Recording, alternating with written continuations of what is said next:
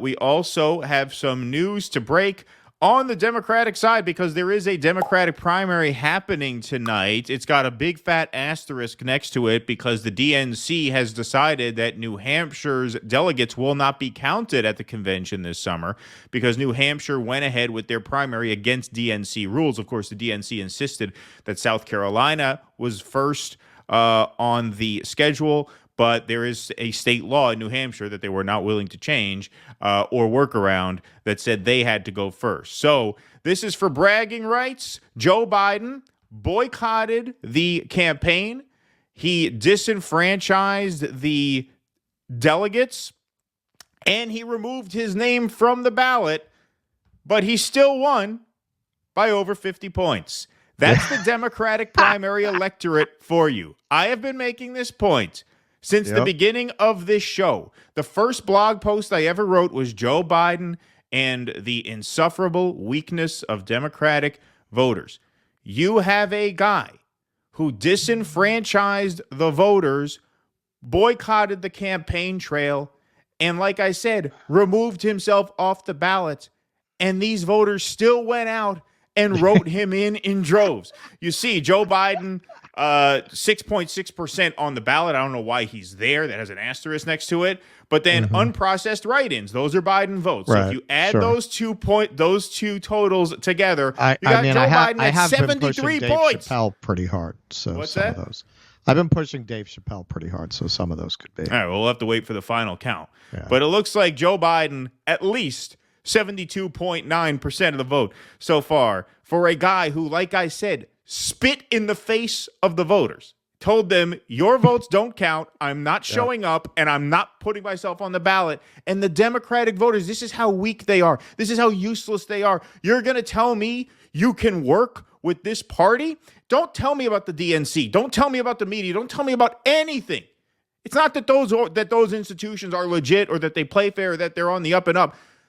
However corrupt they are is irrelevant because at the bottom line is you have a party whose constituents enjoy being abused. They like it. They like it's their it. Kink. It's their kink. Exactly. It's their kink. It's their kink. Democracy is just their safe word.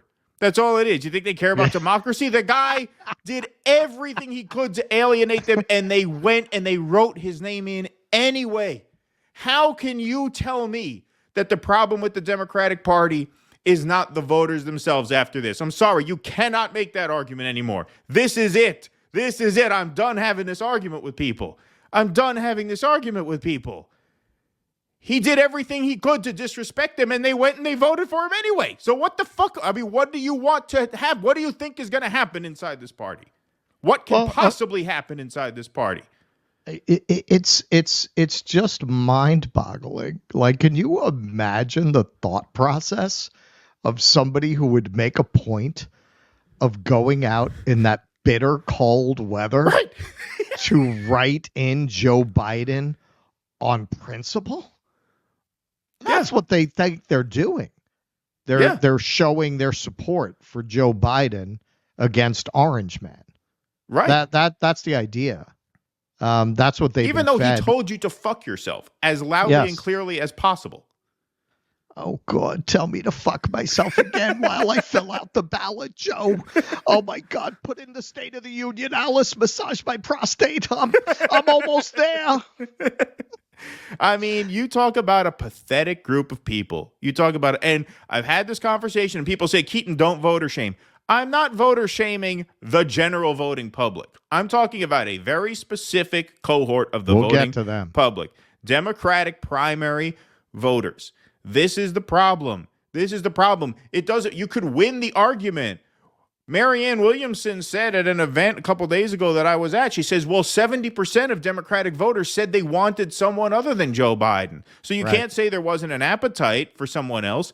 Sure, I can't. Doesn't matter what they want. What they want is irrelevant. They liked Bernie better than Biden. Right. They like Bernie better than Biden. All it took was Jim Clyburn to go. Yeah, that's it. Again, millions of people knocking on fucking doors in that fucking frigid state. Now you were there for a couple days. Imagine what those people did in 2020. Yeah. All those door knockers in 2020. Yep. to have that happen in South Carolina. To have that happen in South Carolina. Exactly. But at least in South Carolina, Biden was on the ballot. Here, he's not even on the ballot. Right. You can win. If you're the DNC favorite, you can take yourself off the ballot, boycott the campaign trail, and disenfranchise the voters, and they'll vote for you anyway. At that point, what are you even talking about? And that's not a legitimate political party. I'm sorry. That's not a party. That's a cult. That's a cult. You talk about the MAGAs are a cult. This is a cult. Well, there's no other explanation noticed, while there was still some wiggle room, while they still had some hope that maybe it wouldn't be Joe Biden, they expressed some independence. Axelrod went out there and said, maybe.